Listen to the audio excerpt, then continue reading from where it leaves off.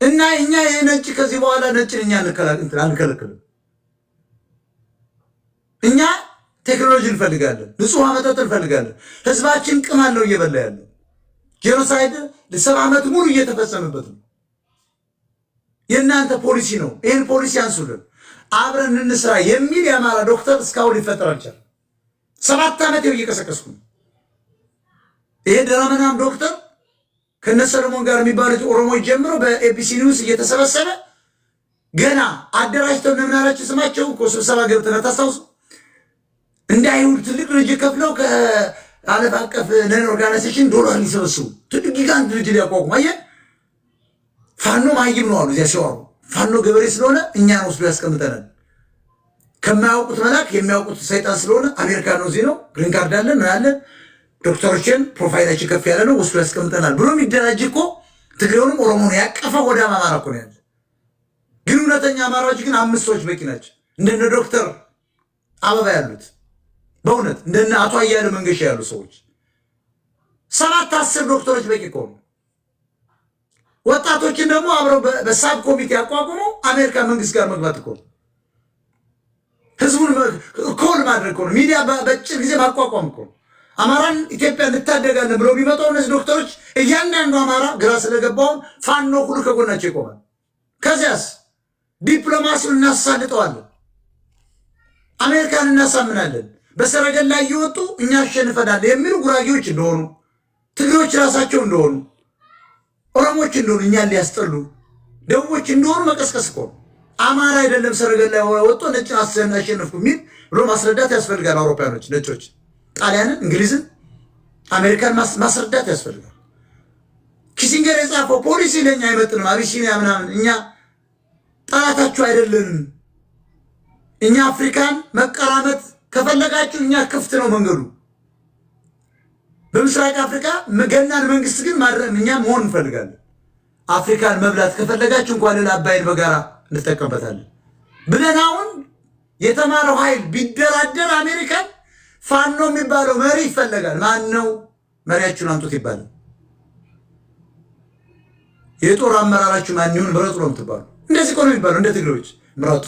በቃ ትግሬ ለካ ቁጥሩ ትንሽ ነው፣ እኛ እኮ እናንተን በእነሱ በኩል ነው ለመምታት ያሰብነው የሚል እውነተኛ ንግግር ይደረጋል ከአሜሪካ ጋር። ኦኬ በቃ ይሄ ፖሊሲ ይቀየርላቸዋል። ስለዚህ ምንድን ነው ኪሲንገር የጻፈው መጽሐፍ አቢሲኒያ አማራ ኦርቶዶክስ ብሎ በኦርቶዶክስ ላይ አሁን ይህን ያህል ውዥብኝ ይሁን ያህል ጭፍጨፋ የሚፈጸመው ይቆም። የበላይ ጠባቂ ትሆናለች አሜሪካ። ከእናንተ ጋር ታዲያ እኛም እኮ መስራት የምፈልገው ከእናንተ ጋር ይባላል። ሻዕቢያ የሚባል አገር መንግስትም አይኖርም። አሜሪካ ልክ እንደ እስራኤል ይረዳናል፣ ኒኩለር እንታጠቃለን፣ ቀይ ባህር ይከፈታል። የአሜሪካ ቅጥረኞች እንሆናለን ማለት ነው። የራሽያ ቅጥረኞች መሆን ይቻላል። የቻይና ቅጥረኛ መሆን ይቻላል። ካደገው አገር አንዱ ጋር መቆም ነው። በቃ ኒኩሌር ባለቤት ያደርጋል። እርዳታ አለ። ከዓለም ገናኖች ጋር ከአንዱ ጋር መጠጋት፣ ስፔሻሊ ከአሜሪካ ጋር መጠጋት። የነሱ ሰነር ነው እየገደለን ያለ። የዶክተር ኪሲንገር የናዚው ጀርመናዊ ናዚ ነው አማራን እያስበላ ያለ። የነ ዮሐን ክራፍት የጀርመኖች መጽሐፍ የኦሮሞ እንቅስቃሴ በሙሉ ያነው እኮ አሁን የእነሱን ይዘው እኮ ነው ያሰንኮፍ ነው ያልተነቀለው። ስለዚህ የአማራ ምሁራን ይህን መስራት አልቻሉ። ምኒልክ ቴሌቪዥን ላይ ወጥቶ አባይ ሊፈርስብኝ ነው የሚል ደንቆሮ ዶክተር ነው ያጋጠመን። የአማራ ዶክተሮች አካዳሚሽያን ናቸው። አካዳሚካሊ ጀግኖች ሊሆኑ ይችላሉ። ፖለቲካን ግን ሊቀጥሉ አልቻሉም። አንጀት መቀጠል ግን ይችላሉ። ስለዚህ አሁን አስቸኳይ ኮሚቴ መቋቋም አለበት። የአማራ ምሁራን ለህዝቡ ያዘናችሁ እውነተኛ ለገንዘብ ማትመጡ ለስልጣን ማትመጡ እውነተኛ ያን ገበሬ ወይም ደግሞ አማራን ወደ ስልጣን እናመጣለን እናድነዋለን ካላችሁ እንደ ኦሮሞና እንደለ አይናችሁን አፍጥጣችሁ ዶክተሮች መምጣት አለባችሁ። ወደፊት ለፊት እኛ እንደግፋቸዋለን። ገንዘብ ጠይቁ፣ በሚሊዮን ይዋጣል። ሂዳ ግባ፣ አውሮፓ ህብረት ግባ፣ ሂዳ አሜሪካ ሴናተር ውስጥ ግባ። ትራምፕን ቀጠሮ አስይዙ፣ አናግሩ። የኪሲንገር መጽሐፍ ይውጣ። ምሁራን ናችሁ፣ አውጡት። እዚህ ጋር ያዙት ያን ዶክመንት። ይሄ ዶክመንት እኛን የሚገል ነው በሉት። ይህን ካልሰማችሁን በዓለም ላይ አማራን እያጠፋችሁት ነው። የ70 ሚሊዮን አማራ ጭቁን ድሃ ፑር ህብረተሰብ ተጠያቂዎች ናቸው ማለት እኮ። ነጭ እኮ ይሰማሉ እኮ። ምንድን ነው የምትፈልጉ ከኛ ነው የሚባለው። ይሄን እንፈልጋለን ይሏቸው። በቃ ግባና ያዝረፈው። አሁንስ የኮንጎን ማንድን ማናቆሙ የደቡብ አፍሪካን ማን አቆመው? ቴስላ ባለቤት እኮ የዚያ ንብረት እኮ ምንድነው? ሌላ ነገር አለ እንዴ? ስለዚህ እኛ አሁን መስማማት ነው ከአውሮፓውያኖችም ከአሜሪካም ጋር። ከአሜሪካ ጋር ተስማማ ማለት ከእስራኤልና ከእንግሊዝ ጋር ተስማማ ነው። በቂ ነው። በቃ ሶስቱ ሀገሮች ከጎን ነው ማለት ነው። ስለዚህ እኛ ምን አገባን? ስለ ኤርትራ ወርቅ ለምን ቢዝቁት ምን አገባን? ያማን እንዳማራ ስለ ኮባልት ስለምናምን ማዕድን ምን አገባን? አብረን ከነሱ ጋር መዛቅ ነው። ተስማምተን ፈጣን ባቡር ማስገባት፣ ፈጣን ፍሬው መንገድ አገሩን ከሀገሩ ማገናኘት፣ ኤርትራን ጨምሮ ጨፍልቆ አንድ ትልቅ ሀገር መስራት።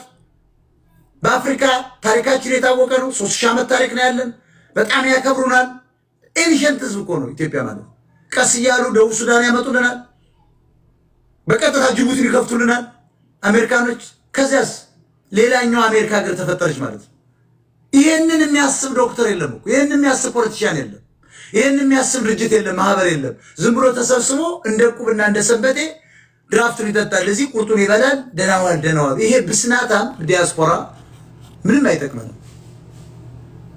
ዋናው የነጮች ፖሊሲ ነው እያስገደለ ያለው።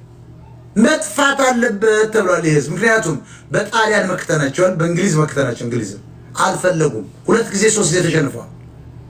አሁን ያለ ወጪ በጥቁር ጣሊያኖች፣ በትግሬዎች፣ በኦሮሞች እያስጨፈጨፉ ነው።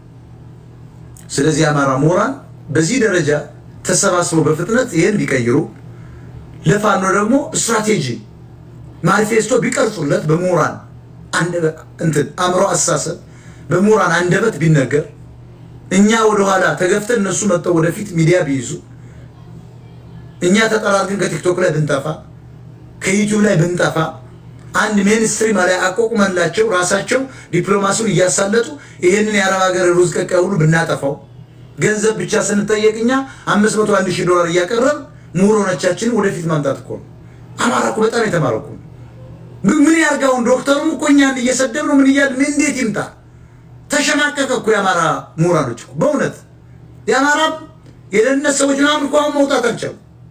ሲወጣ እንደዘገየ ያለው ይሰድበዋል። ፎቶ ዘግዝቆ ስትወጣ እንደ ጨርቅ ብቻ ስለለበሰች የአረብ ሀገር ደንቆሮ ወጣ እንደ ውሻ ትለክፈዋለች። የአማራ ዶክተሮች ደግሞ በጣም የተማሩ ናቸው። አይፈልጉም ይሄንን። በቃ ይጥፋ ብለዋል ህዝብ። ለዚህ ህዝብ እንዴት እንታገላለን? መሀይሞች ከፊት ተሰለፉ። መንፈሳዊ አባቶች ወደ ኋላ ተገፉ። ብዙ ሰርቲፊኬት እና ዶክትሬት ዲግሪ ያላቸው ኢንጂነሮቻችን ተገፉ። ሌላውን ደግሞ ምሁራኖችን አጠፉ። ተዋት ሻዕቢያ፣ ኦነግ ተባብረው መቷቸው፣ ገደሏቸው፣ አሰሯቸው። አሁን ወደ ውጭ የመጡ የቀሩትን ሰብስበን ማስተር ማይንድ የሆኑትን ሰብስበን ቲንክ ታንክ ግሩፕ በፍጥነት አቋቁመን። አማራ እኮ ትልቅ ህዝብ ነው። ሚዲያ እኮ በሳምንት ይቋቋማል። ኢሳትን ያቋቋሙ እኮ አማራ። በእውነተኛ የአማራ ልጆች ብሔርተኛ የሆነ ዶክተር፣ ብሔርተኛ የሆነ ኢንጂነር፣ ብሔርተኛ የሆነ ፖለቲከኞች፣ ወጣቶች ብዙ ቋንቋ የሚችሉ ፈረንሳይ የሚችሉ አሉ፣ ጣሊያን የሚችሉ አሉ። በደንብ የራሳቸው ቋንቋ እንዲያናግሯቸው ይህን ኮሚቴ ቲንክ ታንክ ግሩፕ ተዘጋጅቶ አማራ እንዴት ይድናል፣ ኢትዮጵያስ እንዴት ትቀጥላለች የሚል አማራ ራሱ መነሳት አለበት። ይህን ኮልኮሌ ከኛ ጀምሮ ፊት ለፊት ያለውን ጠርገው ማባረር አለባቸው። እስኪ ምሁራኑ ይረከቡትና እንተዋቸው። ገንዘብ እያዋጣ ሚዲያ እናቋቁምላቸው። ሰነዱንም ያስቀይሩ። ለፋኖም ደግሞ ምን አይነት ዲዛይን እንዴት አይነት ትግል አድርጎ 4 ኪሎ እንደሚገባ ይቅረጹለት። በምሁራን አንደበት ይነገሩ የሚል ሀሳብ ነው ያለ። ከዚህ ውጭ ግን ፋኖ ሻመት እየተኮሰ ክልሉ ይወድማል እንጂ አናሸንፍ። ከዚህ ውጭ ግን የነጮች ተልዕኮ አይቋረጥም። የግብፅ ተልዕኮ አይቋረጥም። ከአሜሪካ ጋር ስንስማማ አባይን በደንብ መጠቀም እንችላለን። እንደውም ሙሉን ገድቡት ነው የሚባለው። ምን አባቱ ያበል ገድበው ተርባይኑን ለምትቀንሳል ጨምር ነው የሚል። ኢትዮጵያ ያስፈልጋታል፣ መብራት ያስፈልጋታል፣ አትክልት መትከል አለባት። መብራት እኮ ውሃ ያወጣል እኮ አታውቁም እንዴ? መብራት እኮ ውሃ ይጠልፋል። መብራት እኮ መኪና ይነዳል። መብራት እኮ ሞባይል ቻርጅ ያደርጋል። መብራት እኮ አይን ከጉራዝ እንዳይጠፋ ያደርጋል፣ ትራኮማ እንዳይዝ። መብራት እኮ ሁሉም ነገር ነው። መብራት እኮ ነዳጅ ቆፍሮ ያወጣል። ምን ማለት ነው? ስለዚህ እኛ ወድቀናል፣ እንደ ህዝብ ወድቀናል። ልጋጋሞች፣ ሌቦች፣ ውሸታሞች፣ መሀይሞች ደግሞ ሁልጊዜ ምሁራንን አንፈልግም። ከነ ጀምሮ መሀይሞች በፍጹም ከኛ የሚበልጠንን አንወድም። ይሄ የአማሮች ያለው የኢትዮጵያ የሙሉ የኦሮሞም የትግሬውም አምቢሽን